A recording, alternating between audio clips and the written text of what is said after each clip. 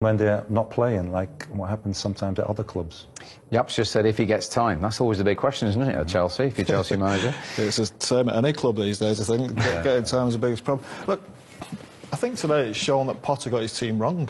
You know, having to make a change after half an hour. I think Ten Hag got it tactically right in the first half, especially with Fernandes coming into that midfield. He made it a 3 against 2, and Chelsea couldn't really cope with that. I think Chelsea, as a top 4 team, as a team who's aspiring to be up towards the top of the league, I thought they were a little bit disappointing today. I think they should be the team at home trying to win the game.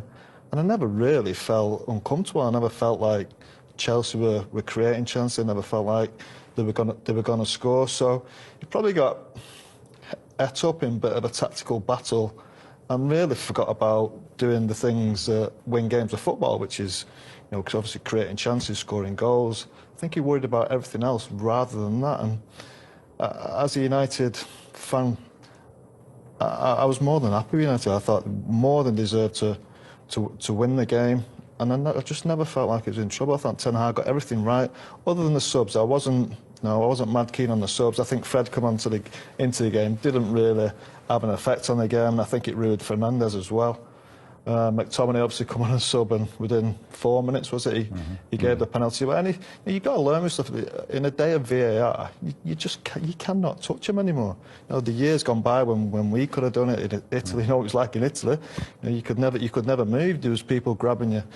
The VAR, you just can't do it. You don't get away with anything. So I think it was a victory for Ten Hag today. OK, they didn't win the game, but I thought tactically he got it spot on. OK, victory for Ten Hag. Paul says, let's hear now from the Manchester United manager.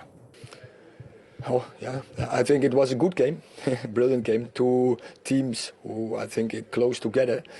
But in the first half, I think we dominated the game. And that was also, I think, why the opponent, why they switched their system. And then it's going to be a little bit more difficult for us. And that we saw, especially defense-wise, in the last minutes of the first half.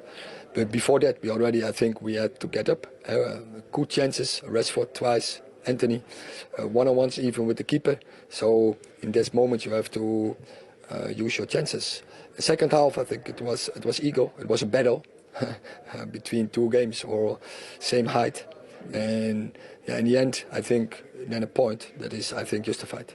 As a coach, is that your frustration that you didn't take those chances when you had the measure of Chelsea, particularly in the first half? Yeah, especially the team has to feel that you have to finish, and because we were dictating the game, and they played really good in that stage of the game.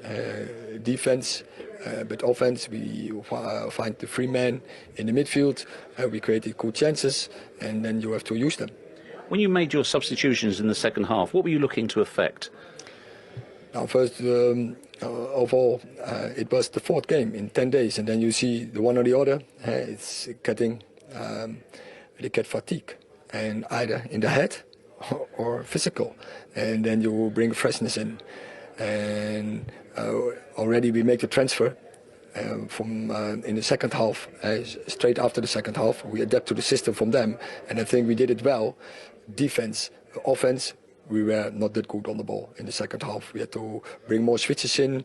We didn't find the spare man anymore in the midfield, and there was spare man, and especially our fullbacks could have done more with those situations. Were they attacking substitutions you were trying to make in your mind? It were attacking options. It were solutions to win this game, to get more dominant in the game.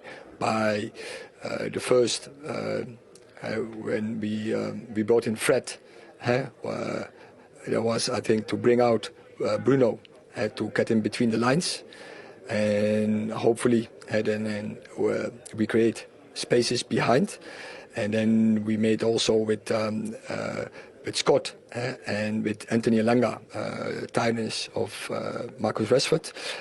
And also Christian Eriksen. It was a tough game in the second stage of the second half, and you could see big spaces in the midfield. And there Scott McTominay is good. He has power. He can win duels. He has a good press, and he has the power also attacking-wise to come in the box. And that have we seen last week against our opponent in the Europa League. One of the downsides for Erik ten Hag and Manchester United today was the injury to Rafa Varane, who, of course, went off in that second half. He has since said they are waiting for a diagnosis, but he clearly looked distressed yet when he came off the pitch. Yeah, he was very emotional, you know, and you know, if the game, you know, even here, they played on, and he fell down, and he just, you know, kept laying on the pitch, basically, and then after, when he stood up, he was emotional, and looked like, when I saw it, that he had a problem with his hamstring or whatever, but of course, well, we don't know yet, but it's, yeah, I don't know what to say about this, you know, it's probably things that, you know, ahead of the World Cup or whatever, but I can't understand being so emotional on the pitch, to be honest. From a centre-half's point of view? Well, no, it's not only from a centre-half. I know you're trying to imagine yourself in why is the player that emotional, and why is he acting like that? I think there are like other things that well, unless he that are worse than this, I think. But unless he realised it was something serious. Well, yeah, that could be, but I don't know. Yeah, he's already won the World Cup, hasn't he? Yeah, He'll be all right. He wants to win another one. He'll get over it. He wants to win another one. He'll be all right. United won missing though. That's well, the point. Since he signed, they've conceded twice as many goals with him out of the team in the Premier League as when he's in. That's not a coincidence. No, he's a big miss. We know we're talking before on about 1v1 defenders. Yeah, he's a good. He's capable of that. I think in his top physical condition a few years ago, he was up there with the likes of Yap and Rio. I'm not sure he's quite at that level now. He's picking up a lot of injuries, but he's the one centre half you'd fancy one-on-one. The rest of them, do you think Lindelof's going to come in quite slow? Maguire, we know the troubles he's had. We know Martinez isn't a 1v1 defender, so you wonder how that will affect the team, especially in the middle of the pitch, because you'd be thinking he'll have to play two holding players to try and protect whatever's behind him. Yeah, because that's been some partnership, hasn't it? Materialising, Varane and Martinez. It has, yeah, but we just don't see it enough, do we? Because unfortunately he's at the stage of his career now where he seems to be picking up a lot of injuries. Talking of missing, Erik ten Hag was still asked about Cristiano Ronaldo after the game, again. Do you see him back in the squad straight away next weekend? What would you like to see happen here with this situation? I have the feeling that's my feeling, that, you know, with this happening, that Erik is thinking as well a little bit further ahead in terms of using other players. Well, he already used other players more than Ronaldo, of course, but now even more, because something like this stays in the back of your head, doesn't it? If it happens, and you know, and not like it's fair to do so, but it's the whole situation that's been going on between United and Ronaldo. Is it the manager and Ronaldo, the choices that the manager made? Him not playing, he wants to play. We all know that if he stayed at the club in the beginning of this season, that he wants to play, and it's. And I think that's normal, because that's how he is. You know, he's up and top. He's professional. He wants to score goals. He wants to play. If he's not being used, he doesn't feel part probably of the team. Is not being happy, which is normal as well, because I think at this level, you need to be a player that wants to play every game, wants to make every minute. And with this happening, walking off the pitch, not wanting to come on, yeah, you're creating a little bit more within the club probably as well. And do you think if he apologises, he'll let him back in? Well, probably he let him back into the squad, because maybe he's thinking that he needs him, but and other players want him as well. But is that enough? After doing so, if a manager tells you what you need to come on, or you're a manager and one of your players is saying, you want to bring him on, and he's saying, no, I'm not going to come on, and he's walking off the pitch, he goes into the dressing room and goes home. You're thinking as a manager, well, next time I'm gonna use you and bring you on in front of other young players, maybe who are like working also very hard. And maybe not having this quality of Ronaldo, but I think a lot depends on if he apologises first. That will be the first step, and then you know, his attitude when he goes back in training. If he goes back in training with the right attitude and he wants to, you know, gain his position in the right way, I think everyone would appreciate, and I'm sure he will have his chances again. I don't think his attitude will be a problem. He's, you know, we know what he's like as a professional. I know he released a little bit of a statement yesterday. It wasn't an apology, more of a statement saying he got things wrong. And I think if he apologised, he'll be back in. I feel sorry for the last few United managers, really. They've always had a big player in the background that's always had a bit of an enigma with him. You think of Pogba for so many years, there was always a problem there.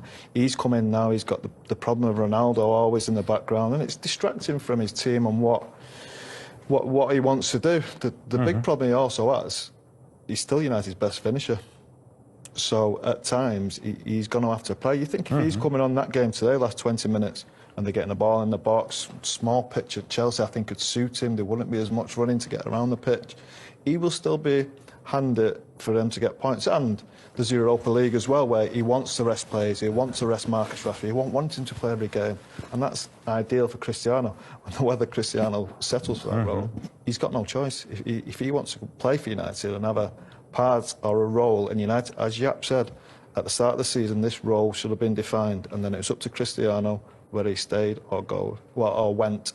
Now, it's the same situation. He will have to accept playing not in the big games, possibly last 20 minutes in big games, but in probably these Europa League games. He's got to accept that.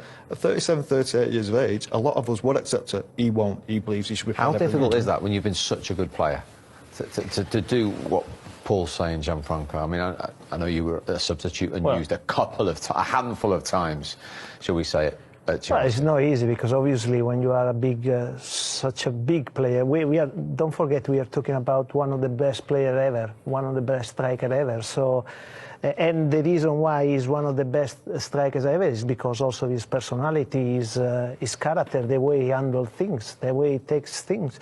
He is very competitive. He wants to play all the time. I can understand that. If you are not that, you can do